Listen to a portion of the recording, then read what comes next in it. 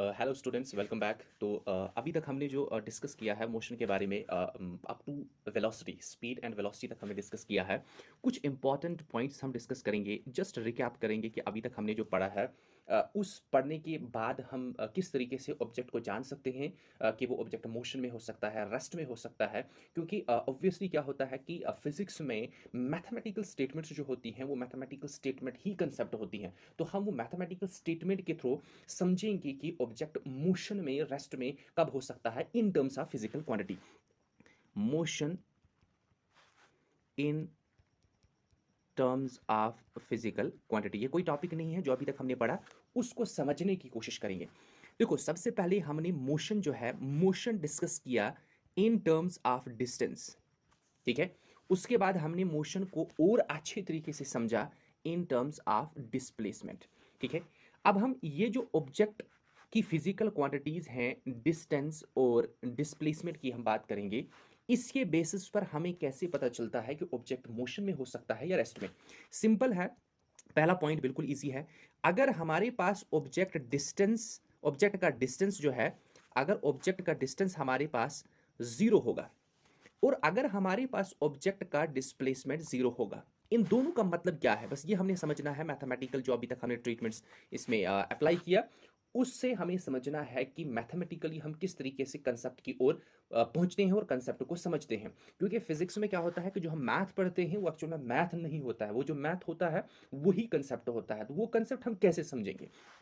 जब एक ऑब्जेक्ट का डिस्टेंस जीरो होगा, जब एक ऑब्जेक्ट का डिस्प्लेसमेंट जीरो होगा, क्या इन दोनों चीजों का मतलब सेम होता है? देखो, ऑब्वियसली हमारे पास जब ऑब्जेक्ट डिस्टेंस जीरो होगा, हम कहेंगे ऑब्जेक्ट रेस्ट में है। यहां पर ऑब्जेक्ट का डिस्प्लेसमेंट जीरो होगा, हम कहेंगे ऑब्जेक्ट रेस्ट में है। लेकिन यहां पर थोड़ा सा अगर हम गौर करेंगे, यहां पर भी ऑब्जेक्ट रेस्ट में है जब डिस्टेंस जीरो है, यहां पर भी ऑब्जेक्ट रेस्ट में है जब डिस्प्लेसमेंट जीरो है। लेकिन यहां पर जब ऑब्जेक्ट का डिस्टेंस जीरो होगा, वो कंप्लीटली उसने अपनी पोजीशन बिल्कुल भी चेंज नहीं की होगी, बिल्कुल भी चेंज की नहीं होगी। अगर ऑब्जेक्ट कहीं पोजीशन पर था, सपोज ए पर, इसने अपनी पोजीशन चेंज नहीं की है। लेकिन डिस्प्लेसमेंट जीरो होने का मतलब दो कंडीशन है कि ऑब्जेक्ट ने अपनी पोजीशन जो है वो चेंज नहीं की है।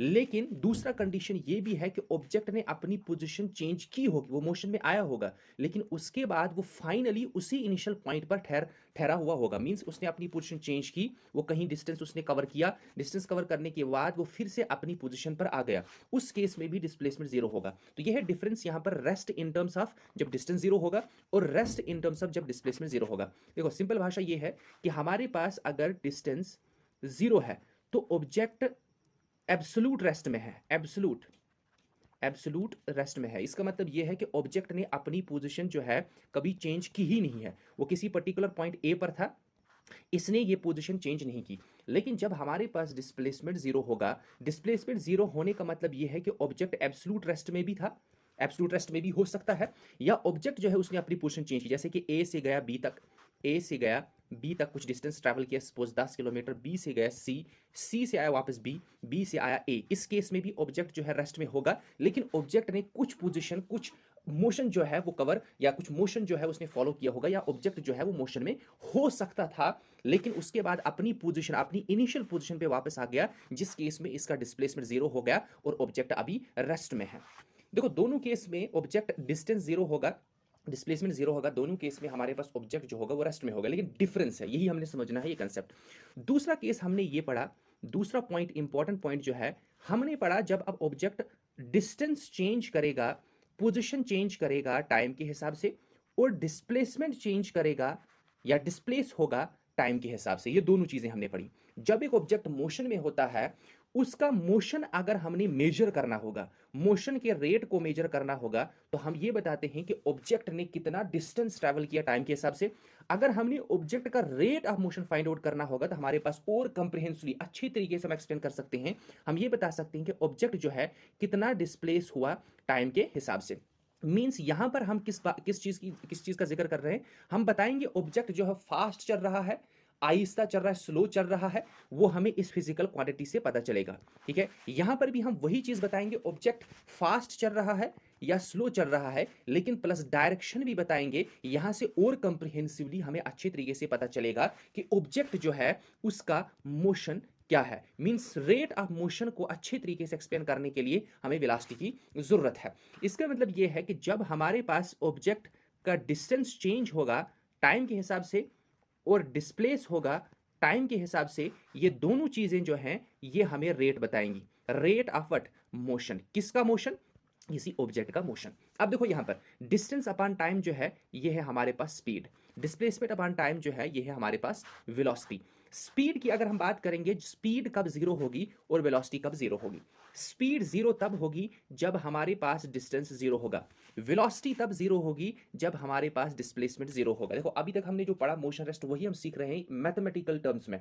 स्पीड जीरो होगी मींस ऑब्जेक्ट का डिस्टेंस जीरो होगा, टाइम जीरो नहीं होता है, डिस्टेंस जीरो होगा। डिस्टेंस जीरो होगा मींस ऑब्जेक्ट रेस्ट में है। इसका मतलब यह है कि ऑब्जेक्ट रेस्ट में तब होगा जब उसकी स्पीड जीरो होगी। जब ऑब्जेक्ट की स्पीड जीरो होगी, उसका रेट जीरो होगा, मतलब वो रेस्ट में होगा, उसने अपनी पोजीशन चेंज नहीं की होगी, तभी तो स्पीड जीरो है। इसी तरीके से हमारे पास वेलोसिटी कब जीरो होगी, जब डिस्प्लेसमेंट जीरो होगा। डिस्प्लेसमेंट जीरो होने का मतलब क्या है, ऑब्जेक्ट ने अपनी पोजीशन जो है वो चेंज नहीं की है, या चेंज की थी लेकिन वापस अपनी ही इनिशियल पॉइंट पे आ गया है। इस केस में भी ऑब्जेक्ट रेस्ट में होगा। तो हम दो तरीके से बता सकते हैं कि ऑब्जेक्ट जो है वो रेस्ट में कब हो सकता है। ऑब्जेक्ट का स्पीड जब जीरो होगा मींस उसकी पोजीशन जीरो होगी, उसकी पोजीशन जीरो होगी मींस उसने अपनी पोजीशन चेंज नहीं की होगी, वो रेस्ट में होगा। ऑब्जेक्ट की वेलोसिटी जीरो होगी मींस वो डिस्प्लेस नहीं हुआ होगा। जब वो डिस्प्लेस नहीं हुआ होगा तो वो ऑब्जेक्ट रेस्ट में हमारे पास होगा। अच्छा, ऑब्जेक्ट मोशन में कब होगा, जब एक ऑब्जेक्ट की स्पीड जो है वो जीरो के बराबर नहीं होगी, जब एक ऑब्जेक्ट की वेलोसिटी जो है वो जीरो के बराबर नहीं होगी। स्पीड जीरो ना होने का बराबर मतलब क्या है कि उसका डिस्टेंस जो है वो जीरो नहीं होगा, उसका डिस्प्लेसमेंट जो है वो जीरो नहीं होगा। अच्छा, डिस्टेंस जीरो ना होने का मतलब क्या है कि उसने कुछ डिस्टेंस ट्रैवल किया होगा, उसने अपनी पोजीशन चेंज की होगी। अब पोजीशन किसके हिसाब से चेंज की होगी, टाइम के हिसाब से। अगर पोजीशन चेंज की होगी टाइम के हिसाब से मीन स्पीड नॉन जीरो है। स्पीड नॉन जीरो है मींस डिस्टेंस उसने ट्रैवल किया है, पोजीशन चेंज की है, पोजीशन चेंज की है तो ऑब्जेक्ट मोशन में है। इसी तरीके से वेलोसिटी नॉन जीरो होने का मतलब क्या है, डिस्प्लेसमेंट नॉन जीरो है। डिस्प्लेसमेंट नॉन जीरो होने का मतलब क्या है कि ऑब्जेक्ट ने अपनी पोजीशन जो है चेंज की है, मींस वो डिस्प्लेस हुआ है। सपोज ये ए पर था, वो अभी बी पर होगा, उसने अपनी पोजीशन चेंज की है, वो डिस्प्लेस हुआ। सपोज 10 किलोमीटर, अब अगर 10 किलोमीटर वो डिस्प्लेस हुआ है टाइम के हिसाब से तो ऑब्जेक्ट मोशन में है। तो दोनों केस में हमने डिस्कस किया, मैथमेटिकली हमने एक्सप्लेन किया रेस्ट क्या होता है और मोशन क्या होता है। ये अभी तक हमने सीखा, इस तरीके से हमने सीखना है। देखो हमारे पास वेलोसिटी जीरो है, इसका मतलब क्या है, डिस्प्लेसमेंट जीरो है। डिस्प्लेसमेंट जीरो होने का मतलब क्या है, पोजीशन चेंज नहीं हुई है। पोजीशन चेंज होने ना चेंज होने का मतलब क्या है कि ऑब्जेक्ट रेस्ट में है। स्पीड जीरो है मींस डिस्टेंस जीरो है। डिस्टेंस जीरो है मतलब पोजीशन चेंज नहीं हुई है, पोजीशन चेंज नहीं हुई है मींस ऑब्जेक्ट रेस्ट में है। तो ये अभी तक हमने पढ़ा। उसके बाद हमने क्या डिस्कस किया था, हमने हमने स्पीड में या वेलोसिटी में हमने दो चीज़ें समझी हैं। अगर हमारे पास यूनिफॉर्म मोशन होगा, अगर हमारे पास नॉन यूनिफॉर्म मोशन होगा, तो हमारे पास यूनिफॉर्म मोशन में एक कांस्टेंट स्पीड होगी और नॉन यूनिफॉर्म मोशन में हमारे पास वेरिएबल स्पीड होगी। वेरिएबल स्पीड होगी जिसको हम एज अ मेजर करते हैं एवरेज स्पीड। इसी तरीके से हमारे पास ऑब्जेक्ट जब ऑब्जेक्ट की ये होगा स्पीड अगर हम मेजर कर रहे हैं, इसी तरीके से हमने वेलोसिटी का जिक्र किया। अगर यूनिफॉर्म मोशन होगा तो हमारे पास कांस्टेंट वेलोसिटी होगी, अगर नॉन यूनिफॉर्म मोशन होगा तो हमारे पास एवरेज वेलोसिटी होगी। अब यहाँ पर एक इंपॉर्टेंट पॉइंट हम डिस्कस करेंगे, जब हमारे पास ऑब्जेक्ट होगा मोशन में, कहाँ पर होगा, जब हमारे पास ऑब्जेक्ट होगा मोशन में लेकिन मोशन होगा यूनिफॉर्म मोशन, क्या होगा, ये जस्ट इंपॉर्टेंट केस है। ठीक है, हमारे पास ऑब्जेक्ट मोशन में है लेकिन यूनिफॉर्म मोशन में है, मींस इक्वल डिस्टेंस ट्रैवल कर रहा है इक्वल इंटरवल ऑफ टाइम में और स्ट्रेट लाइन में जा रहा है, कोई डायरेक्शन चेंज नहीं कर रहा, स्ट्रेट लाइन में जा रहा है और प्लस ओनली वन डायरेक्शन में जा रहा है। देखो अच्छी तरीके से समझना, ऑब्जेक्ट मोशन में है, कौन से मोशन में, यूनिफॉर्म मोशन में, in a straight line going in a one direction. उस केस में हमारे पास एवरेज वेलोसिटी और एवरेज स्पीड जो होगी वो बराबर होगी। देखो आपको क्वेश्चन आ जाएगा, आप बताएंगे किस कंडीशन में एवरेज स्पीड और एवरेज वेलोसिटी जो है, देखो जनरली तो हमारे पास नहीं बराबर हो सकती है लेकिन एक स्पेसिफिक केस में ये बराबर हो सकती हैं। ये तब बराबर हो सकती हैं जब हमारे पास ऑब्जेक्ट जो होगा, object is in uniform motion in a straight line, in a straight line but in one direction. इस केस में हमारे पास एवरेज स्पीड और एवरेज वेलोसिटी जो है वो बराबर हो सकती है। एक और इंपॉर्टेंट पॉइंट हमारे पास जो है, जो स्टार्टिंग में किया, हमने बताया डिस्टेंस जो है, डिस्टेंस जीरो होगा और डिस्प्लेसमेंट जीरो होगा, ये हमने समझा। अब यहां पर एक इंपॉर्टेंट पॉइंट आ रहा है कि जब हमारे पास डिस्प्लेसमेंट जीरो होगा, ऑब्जेक्ट हमारे पास रेस्ट में है, ठीक है कि नहीं, डिस्प्लेसमेंट जीरो है, डिस्प्लेसमेंट हमारे पास ऑब्जेक्ट का जीरो है, क्या ये जरूरी है कि ऑब्जेक्ट का डिस्टेंस भी जीरो हो? अच्छा देख समझना, जब हमारे पास डिस्प्ले, हमने जरा डिस्कस किया स्टार्टिंग में, ठीक है, अगर हमारे पास ऑब्जेक्ट का डिस्प्लेसमेंट जीरो है, क्या इसका मतलब ये है कि डिस्टेंस भी जीरो होगा? ये जरूरी नहीं है। देखो कैसे, हमारे पास ऑब्जेक्ट है, वो जा रहा है पॉइंट ए से पॉइंट बी तक, ठीक है, 10 किलोमीटर इसने डिस्टेंस ट्रैवल किया, फिर ये बी से आया वापस इस डायरेक्शन में, पहुंचा पॉइंट ए तक, ठीक है, और 10 किलोमीटर डिस्टेंस ट्रैवल किया।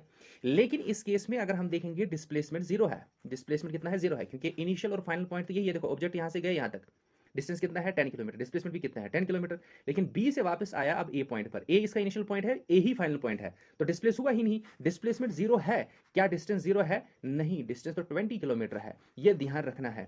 जब हमारे पास आपको क्वेश्चन आ जाएगा डिस्प्लेसमेंट जीरो है, क्या इसका मतलब ये है कि डिस्टेंस भी जीरो हो सकता है? नहीं, डिस्टेंस जरूरी नहीं है जीरो होगा।